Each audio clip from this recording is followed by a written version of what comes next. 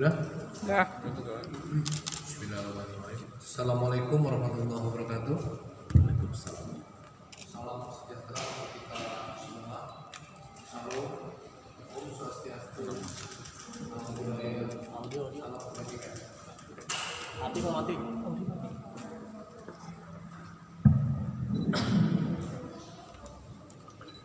Tes yang kami hormati Bapak Wadir Tindak Pidana Eksus Bareskrim Polri, yang kami hormati Kasubdit 5 Direktorat Tindak Pidana Eksus Bareskrim Polri, penyidik Direktorat Siber, dan tentunya rekan-rekan media yang saya cintai dan saya banggakan. Siang ini kita kembali bertemu dalam rangka press release dari Direktorat Tindak Pidana Eksus Bareskrim Polri, di mana beberapa waktu yang lalu setelah Direktorat Tindak Pidana Eksus ini melakukan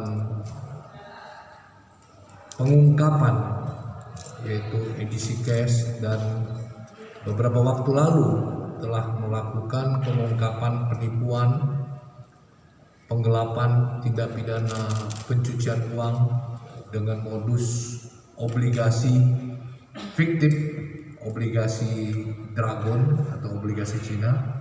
Kali ini Direktorat Tindak Pidana Eksus kembali menorehkan capaian atau melakukan penindakan, yaitu mengungkap dan telah menangkap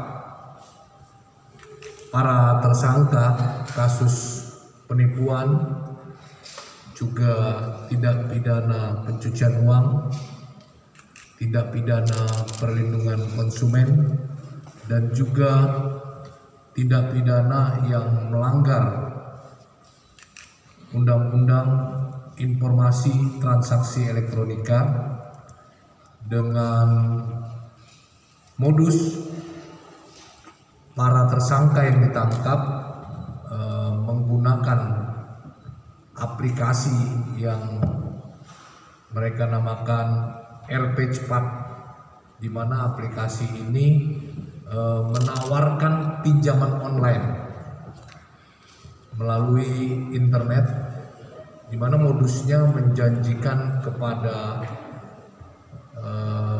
pengguna, ternyata setelah dilakukan tidak sesuai dengan apa yang dia katakan, sehingga tentunya ini membuat atau meresahkan masyarakat. Ada laporan yang masuk di mana telah ditindaklanjuti oleh penyidik Subdit 5 Tindak Pidana Eksus, di mana kasus yang dilaporkan ini ternyata telah beroperasi selama 4 tahun, mulai dari tahun 2018, 2019, 2020 sampai saat ini 2021. Artinya kegiatan ini sudah beroperasi selama 4 tahun. Menariknya adalah penipuan melalui pinjaman online ini diduga dikendalikan oleh warga negara asing asal Tiongkok, dan saat ini tentunya penyidik juga akan memburu pelaku tersebut. Perusahaan yang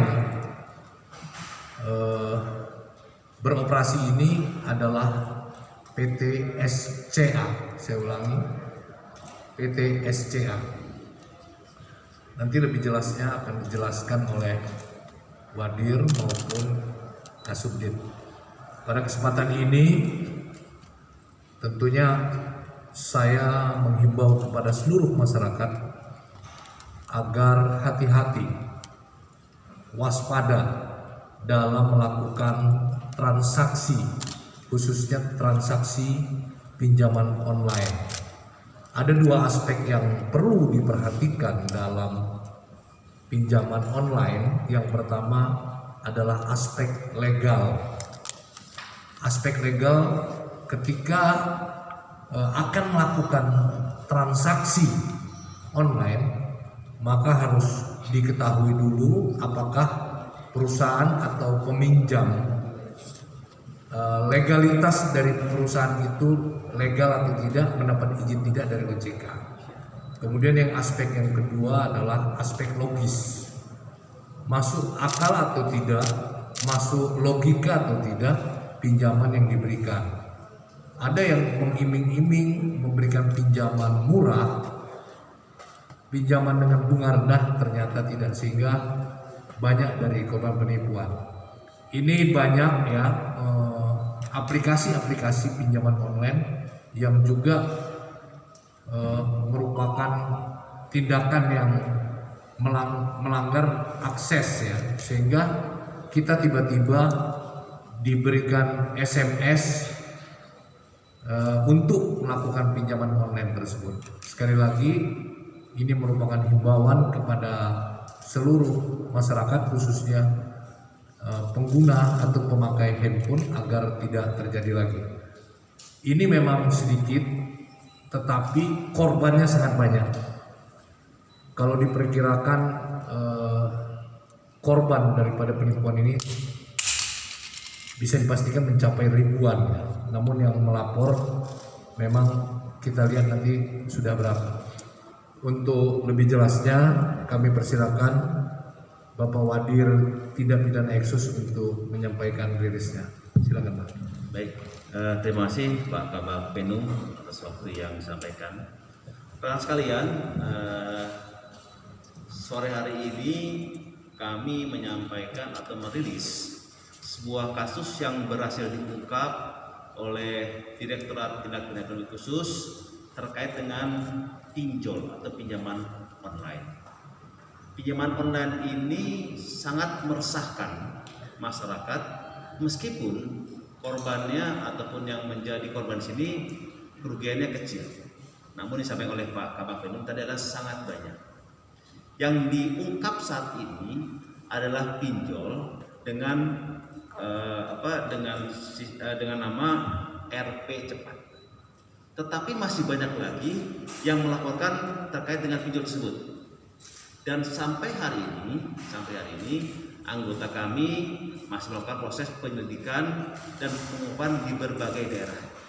Bahkan Pak Kabar Eskrim telah mengirimkan telegram ke seluruh jajaran Polda Indonesia untuk mengungkap perkara pinjol yang ilegal. Untuk diketahui rekan sekalian, bahwa informasi yang kita dapat dari OJK ada kurang lebih 1.700 perusahaan aplikasi yang terdaftar atau diakui oleh OJK, dan masih ada 3.000 lebih yang masih ilegal atau tidak terdaftar di OJK. Inilah hal-hal yang menjadi perhatian Polri untuk bisa mengungkap perkara-perkara yang meresahkan masyarakat. Sama seperti yang disampaikan kemarin, preman meresahkan masyarakat, ini pun pinjol pun sangat meresahkan masyarakat.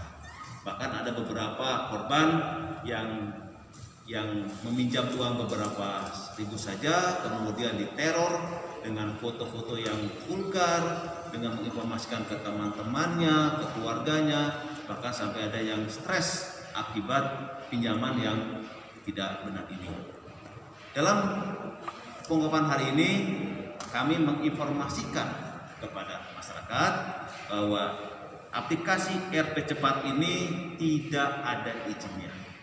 Tidak ada izinnya. Sampaikan oleh Pak Kabak tadi, secara legalitas perusahaan ini tidak ada izin. Kita berhasil mengecek ke teman-teman di OJK dan ada izin, langsung kita lakukan proses penyelidikan di lapangan. Ternyata para tersangka ini berpindah-pindah. Ini sudah 3 kali pindah, dan ketiga ini pindah di daerah Jakarta Barat. Terungkaplah bahwa perusahaan ini mengontrak ke sebuah rumah